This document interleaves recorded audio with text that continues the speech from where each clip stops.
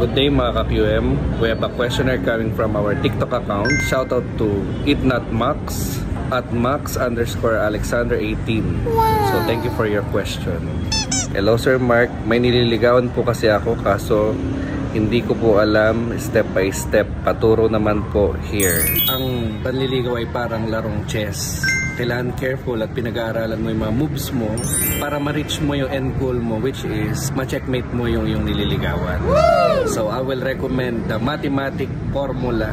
Mate from the word checkmate and matic meaning automatic. Unang-una, kailangan makuha mo yung interest ng nililigawan mo para eventually sasagutin ka niya.